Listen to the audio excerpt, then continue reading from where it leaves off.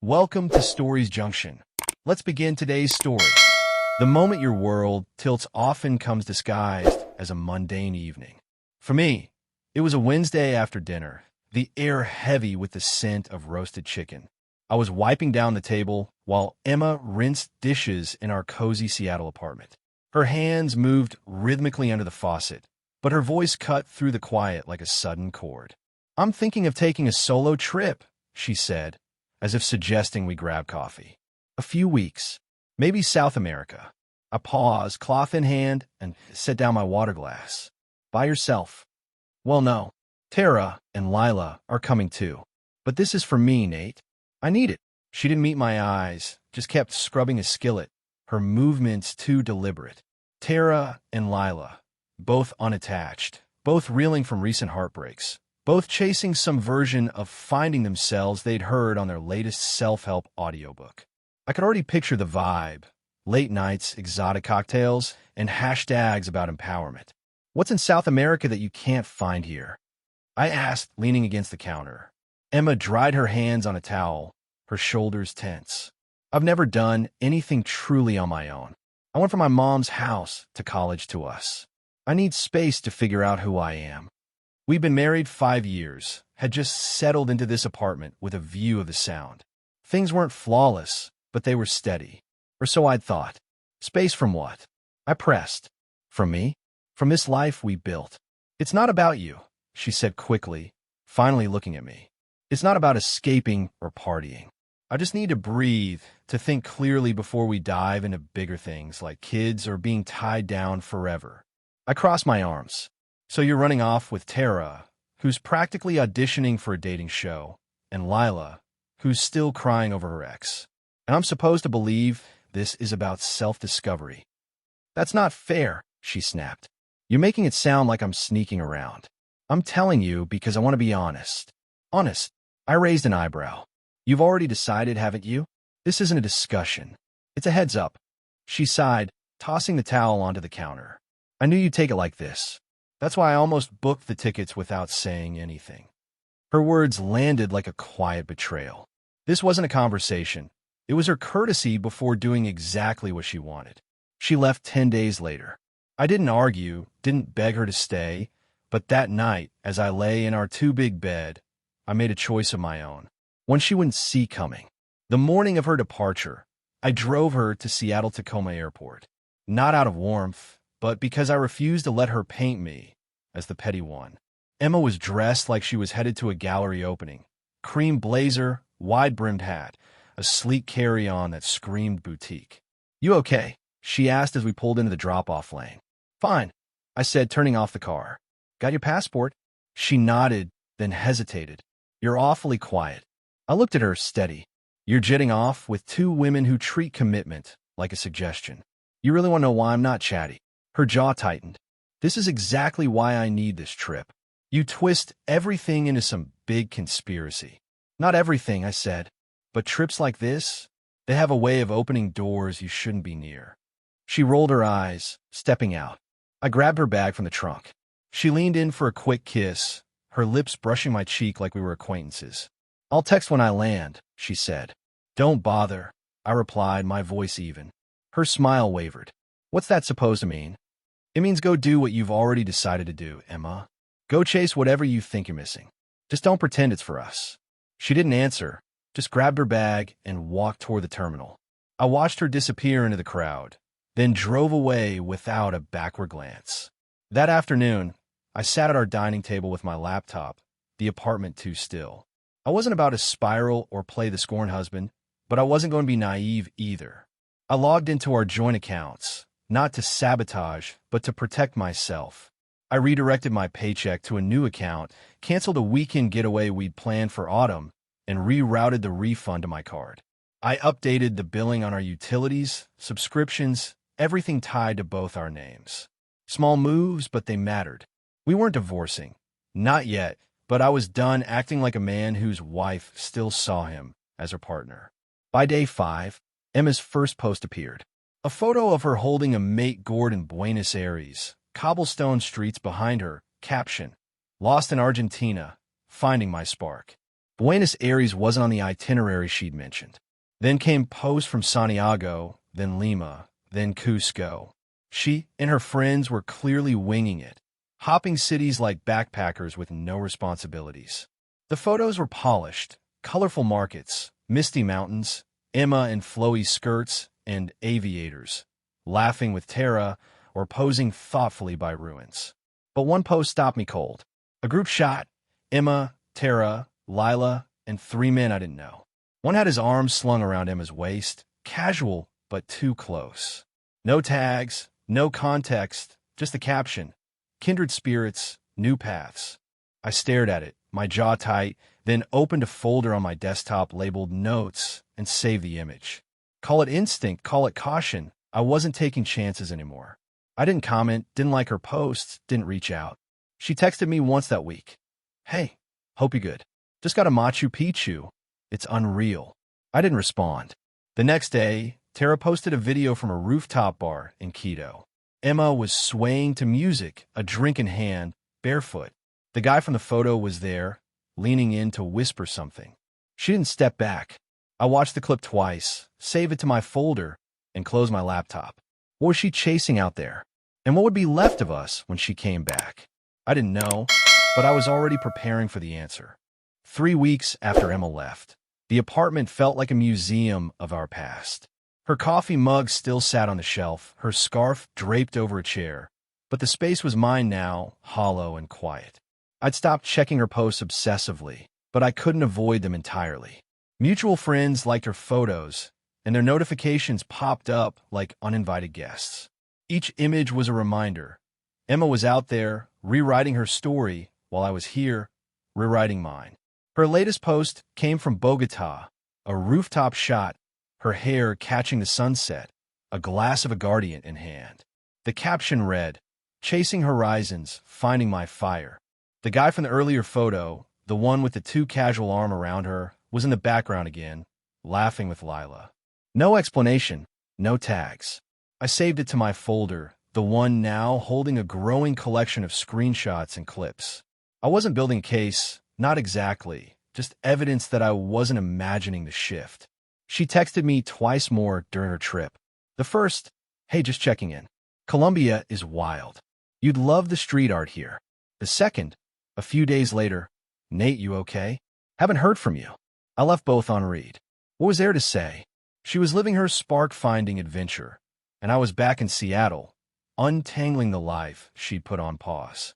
One evening, my sister Claire stopped by with takeout. She sprawled on my couch, chopsticks in hand, and gave me that look, half pity, half challenge. "You're not going to just sit here brooding, are you?" she asked. "Not brooding," I said, cracking open a beer. "Planning. For what? The apocalypse." She glanced at my laptop, where I'd left a bank statement open. "You're acting like she's gone for good." "She might be," I said, voice flat. "She's out there playing single with her new kindred spirits. I'm not waiting around to find out what that means." Claire raised an eyebrow. "You think she's cheating?" "I think she's testing the waters, seeing how far she can push before it breaks."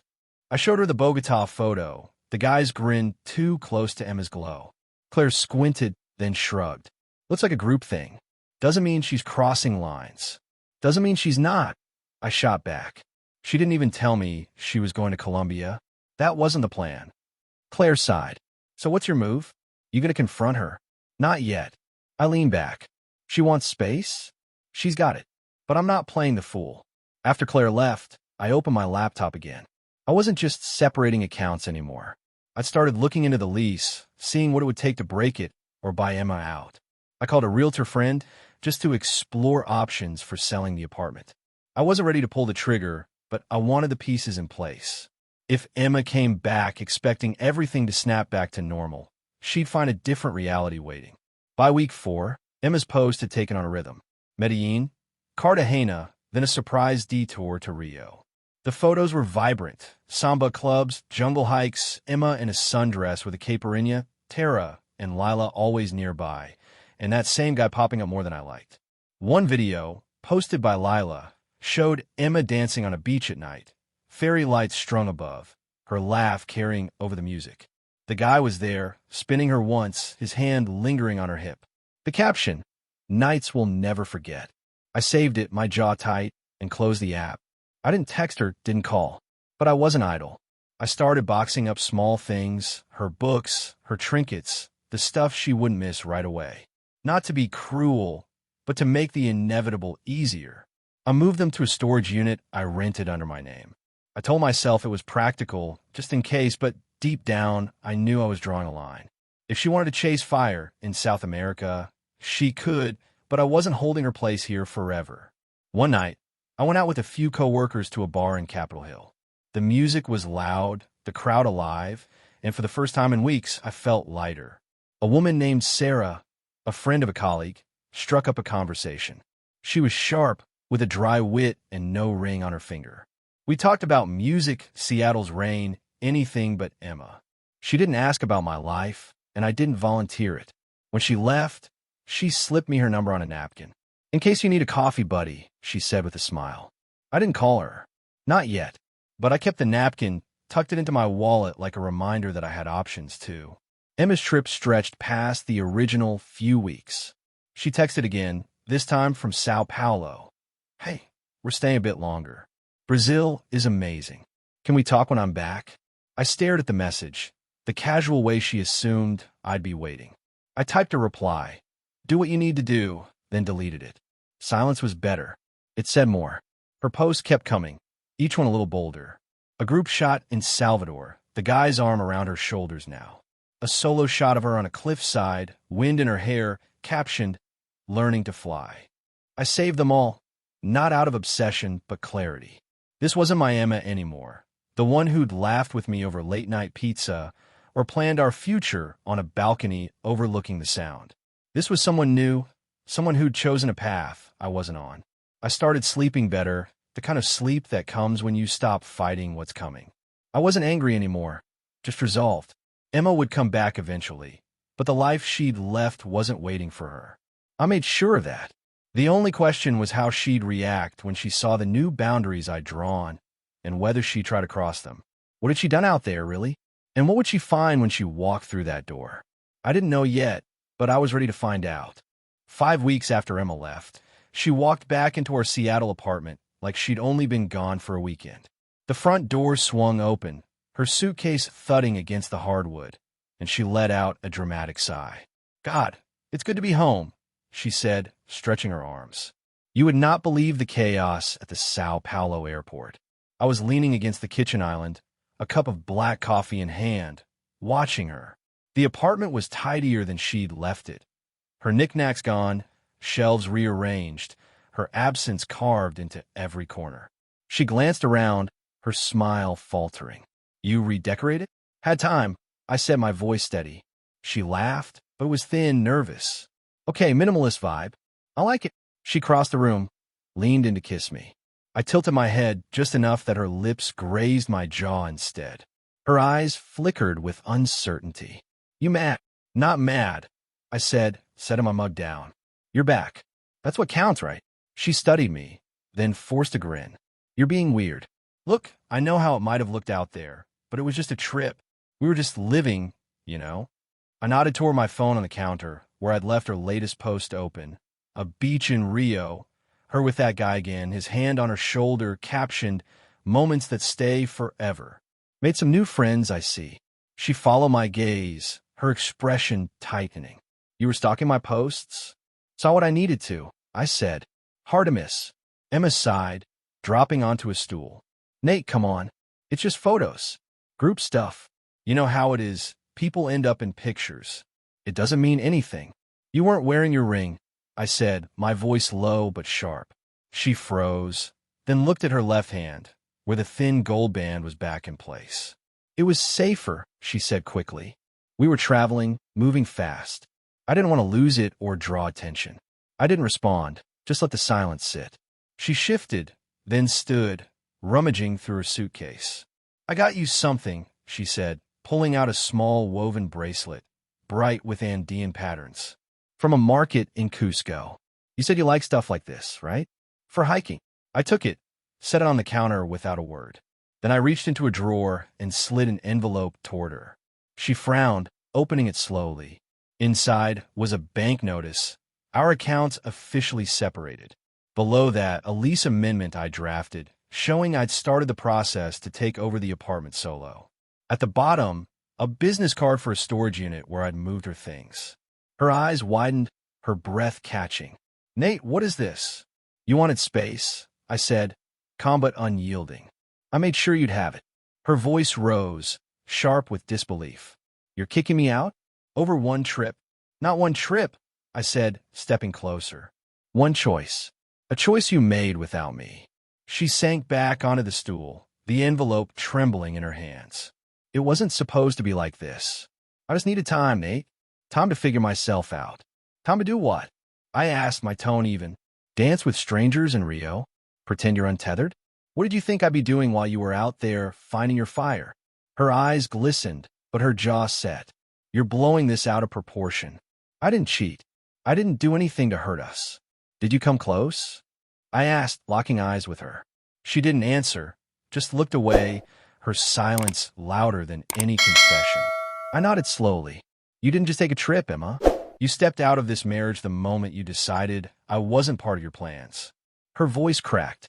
"You're acting like I'm the villain here. I'm not. I needed to breathe. And I needed a partner," I said. "Not someone who treats me like a placeholder." She stood, pacing to the window, her hands twisting together. "So that's it? You're done? Just like that?" I didn't answer right away. Instead, I walked to the hall closet, pulled out a small duffel I'd packed with her essentials, clothes, toiletries, enough to get her through a few days. I set it by the door. "You can stay with Tara or Lila," I said. "You've got options." Her eyes darted to the bag, then back to me, wide with shock. "This is really happening." "I told you at the airport," I said, my voice steady. "Don't pretend this was for us. You made your call. Now I'm making mine." She stared at me, tears spilling over, but I didn't move. There was no yelling, no scene, just the kind of quiet that settles when something breaks for good. She grabbed the duffel, her movements jerky, and walked out without another word. The door clicked shut behind her, and the apartment exhaled. That night, I sat on the balcony with a beer, the city lights smudging into the dark. The bracelet she'd given me sat on the counter, untouched. I wasn't angry, wasn't grieving, just clear. Emma had chased her freedom, and I'd found mine in her absence. The question now was what she'd do with the reality I'd laid out. Would she fight, beg, or would she keep running? I didn't know yet, but I was ready for whatever came next. The days after Emma left were like the calm after a storm. Quiet, but heavy with the weight of what had been uprooted. The apartment was mine now, stripped of her presence. Her side of the closet was empty, her half of the bookshelf bare. I'd moved the last of her things to the storage unit, and Tara had shown up in her beat-up hatchback to collect what Emma wanted immediately. Tara barely looked at me, muttering a quick "hey," before hauling boxes to her car. Emma didn't come with her. She didn't call, didn't text. The silence was louder than any argument. I didn't sit idle. I met with the landlord to finalize taking over the lease, sign the papers, and pay the deposit for my new account. I listed the apartment for sale with my realtor friend just to test the waters. I wasn't sure I'd stay in Seattle long term, too many ghosts in the corners, but I wanted options. I started running again, early mornings along the waterfront, the cold air burning my lungs clean. I signed up for a woodworking class on weekends, something I'd always wanted to try, but never had time for when Emma was around. The rhythm of sanding wood, measuring cuts, gave me something to focus on besides the past. A week later, my brother Matt came by with his pickup to help move a few pieces of furniture I didn't need anymore. Emma's old armchair, a side table she'd picked out. He didn't pry, just loaded the truck and tied everything down. As we drove to the donation center, he finally broke the silence. "You doing okay, Nate?" "Better than I thought," I said, staring out the window. "It's weird, but it's mine now." The quiet. He nodded, drumming the steering wheel. "She reach out yet?" "Not really. A text or two. Nothing worth answering." He glanced at me. "You sure you're not rushing this?" "Kicking her out, selling the place. It's a lot." "She rushed it," I said. "The second she booked that trip without me, she set this in motion. I'm just following through." Matt didn't argue. After we dropped off the furniture, we grabbed burgers at a diner. He didn't bring Emma up again, and I was grateful. For the first time in weeks, I felt like I could breathe without her shadow hanging over me. 2 weeks passed before Emma tried to reach me again. A new number lit up my phone one evening, her name attached. I let go to voicemail. The message was short. "Nate, it's me. Can we talk? Please. I'm staying with Tara for now. Just call me." Her voice was softer than I remembered, tinged with something like regret. I didn't call back. The next day, an email arrived. "I know you're upset, but I didn't mean for this to happen. Can we meet? I owe you an explanation." I read it twice, then archived it. The day after that, I saw her outside the apartment building when I got home from work. She was leaning against the wall, arms crossed, her hair pulled back in a messy bun. She looked tired, smaller somehow, but she straightened when she saw me. "Nate," she said, stepping forward. I stopped, keys in hand. "What are you doing here?" "I've been trying to reach you," she said, her voice unsteady. "You're ignoring me." "I'm not ignoring you," I said, unlocking the door. "I'm just done talking." She followed me to the entrance, her steps quick.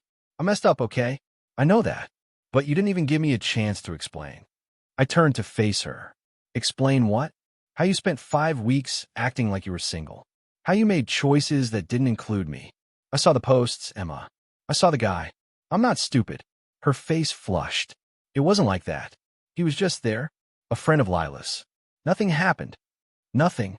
I raised an eyebrow. "You let him hang all over you. You didn't pull away. You didn't call me to say, 'Hey, this is what's going on.' You left me to figure out from filtered photos and captions about finding your fire." She flinched, her eyes glistening. "I didn't cheat. I swear. I got caught up in it. The freedom, the adventure. I wasn't trying to hurt you." "But you did," I said, my voice low. "You hurt us, and you don't get to walk back in like it was a vacation." She reached into her bag, pulling out a small leather pouch. Inside was my wedding band, the one I'd stopped wearing the day she left. "I kept this with me," she said, her voice breaking. "The whole time. I never forgot what we had." I looked at the ring, then at her.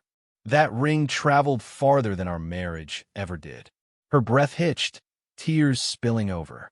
"Nate, please. Is this really it? You're just done?" I didn't answer right away. I stepped past her, opening the door to the building. "You wanted freedom, Emma. You got it. Now I've got mine." She stood there, the pouch clutched in her hand as I walked inside. I didn't look back. The door closed with a soft click, and I climbed the stairs alone. That night, I sat on the balcony with a whiskey, the city humming below. The leather pouch with my ring was on the table, unopened. I didn't need to wear it to remember what we'd been, or to know it was over. Emma's tears, her pleas, they didn't change the math. She'd made her choice, and I'd made mine. The only question left was whether she'd keep trying to rewrite the ending, or if she'd accept the one we'd both written. What would she do next? And would I care? I wasn't sure, but the answer was closer than ever. 6 months have passed since Emma walked out of the apartment for the last time. The Seattle skyline still glitters outside my new place, a smaller, one-bedroom loft closer to the waterfront, uncluttered and mine. The old apartment sold quickly, the proceeds split cleanly down the middle. No lawyers, no battles, just a few signatures and a quiet goodbye to the life we'd built. I kept the woven bracelet from Cusco, not as a tether to Emma, but as a reminder. Choices have consequences, and I'm stronger for it. I've settled into a rhythm. Mornings, I run along the sound, the salt air clearing my head. Weekends, I'm at the woodworking shop, shaping cedar into shelves or tables, my hands steady with purpose. I've started hiking again, joined a group that treks the Cascades. The mountains don't ask questions, don't carry ghosts. They just are, and I'm learning to be that way too. Emma tried reaching out a few more times after that day outside the apartment. A text from Tara's phone. "Can we meet for coffee? I'm in therapy now, trying to understand what happened." Then an email, longer, more polished. "I know I hurt you, Nate. I'm sorry. I wasn't running from you. I was running from myself. If you ever want to talk, I'm here." I read them, felt the tug of old habits, but didn't respond. The luxury of letting go is that you stop needing answers. She'd made her choice in South America, and I'd made mine in the silence she left behind. Mutual friends still bring her up sometimes, cautious, like they're stepping on thin ice. She's dating someone new, One said over beers last month. Nothing serious, just casual. I nodded, sipped my drink, and changed the subject. I don't care if she's changed, if she's found her spark. That's her story now, not mine. Last week, I got one final message from her, a photo of the bracelet, the same one she'd given me, resting on a windowsill. No words, no caption. I stared at it for a moment, then deleted it. Some doors don't need to be reopened. I've started dating again, taking it slow. There's a woman from my hiking group, Lena, with a quick laugh and a knack for navigation. We've grabbed coffee a few times, split a sandwich on a trail. Nothing sparked yet, but I'm not chasing sparks anymore. I'm looking for the quiet kind of connection, the kind that stays when the world gets loud. Sarah, from the bar months ago, texted once, and we met for a drink. She's fun, sharp, but I'm not rushing. I've learned to pay attention to what's solid, not just what shines. My brother Matt came by the new place last weekend, sprawled on my couch with a beer.